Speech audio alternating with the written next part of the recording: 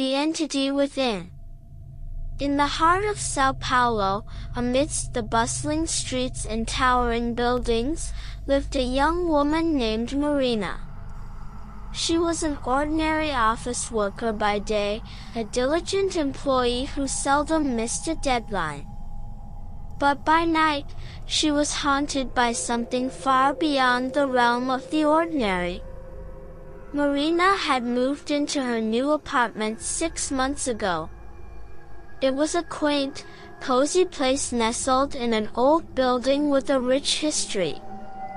The rent was surprisingly affordable, almost too good to be true, but Marina couldn't resist the charm of the place. Little did she know, her new home harbored a dark secret. It all began with subtle occurrences. At first, Marina noticed things were slightly out of place. A chair moved an inch from where she remembered leaving it, the lights flickered more often than seemed normal, and at night, she heard faint whispers echoing through the empty halls. She dismissed these events as figments of her imagination, blaming her overworked mind for playing tricks on her. However, the occurrences grew more frequent and more disturbing. One night, Marina woke up to find herself standing in the middle of her living room, a place she had no recollection of walking to. Her hands were icy, and her heartbeat pounded in her ears. She could feel an unseen presence watching her, breathing down her neck.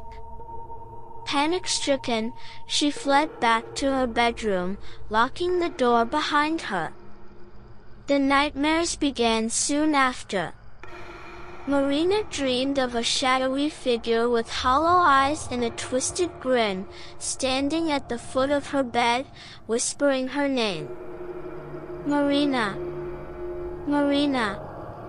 It called, a raspy voice that chilled her to the bone. She would wake up drenched in sweat, her throat sore from screaming. Desperate for answers, Marina confided in her best friend, Beatrice.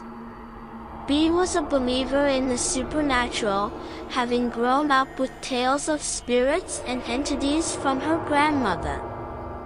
When Marina described her experiences, Bea listened intently, her expression growing graver by the minute. "We need to do something about this," Bea said firmly. "I know someone who might be able to help." That someone was Dona Isabel, a renowned spiritualist known for her ability to communicate with the other side. Marina was skeptical but had no other options. The entity's presence was growing stronger, more malevolent, and she feared for her sanity. Dona Isabel's home was filled with the scent of burning incense and lined with shelves of ancient books and trinkets.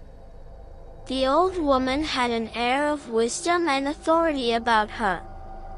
She listened to Marina's story with a knowing nod. "You have been chosen by a restless spirit," Dona Isabel explained. "It has found a way to latch onto your soul. This entity seeks something from you, and it will not leave until it gets what it wants." Marina's heart sank. "What does it want?" Dona Isabel's eyes were solemn. "Only the spirit knows. But we can try to communicate with it, to understand its desires and find a way to free you from its grasp." That night, Marina and Bea returned to the apartment with Dona Isabel. The spiritualists set up a circle of protection with candles and symbols drawn in chalk. The atmosphere was thick with tension and fear as they sat around a small table, holding hands. Dona Isabel began to chant in a language Marina didn't understand. The temperature in the room plummeted, and the candles flickered wildly. Marina's breath came in shallow gasps as a palpable darkness enveloped them. Suddenly, a gust of wind extinguished the candles, plunging the room into darkness. Marina felt a cold hand clasp her own, but when she looked, Bea's hands were still firmly in place on the table. A voice, the same raspy whisper from her dreams, filled the room. "Marina, I am here." Marina's heart pounded in her chest. "What do you want from me?"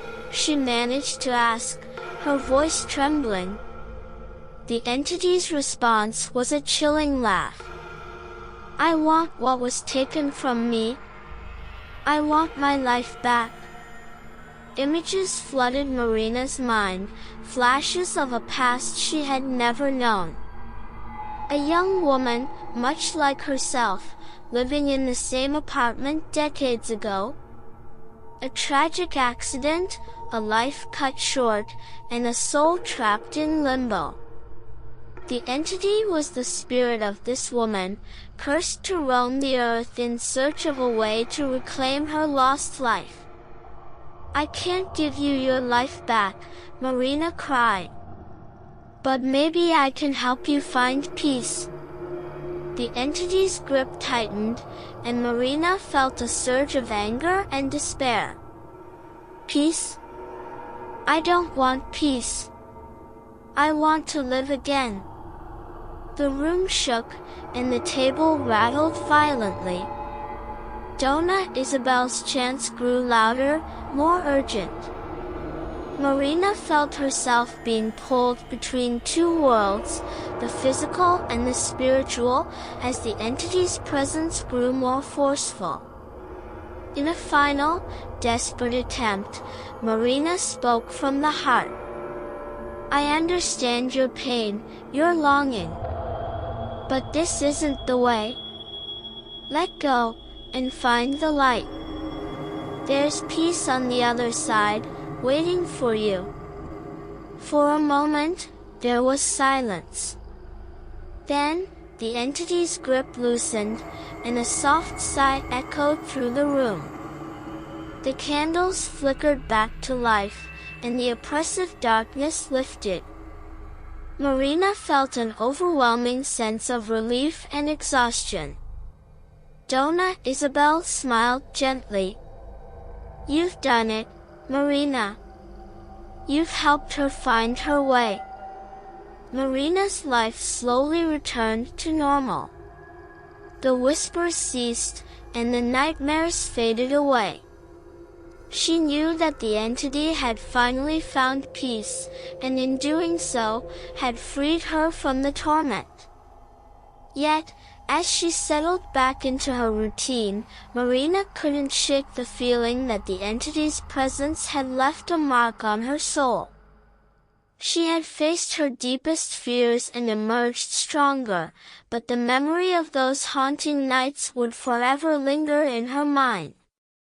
And so, the story of Marina and the entity within became a whispered legend, a cautionary tale for those who dared to ignore the spirits that dwelled in the shadows.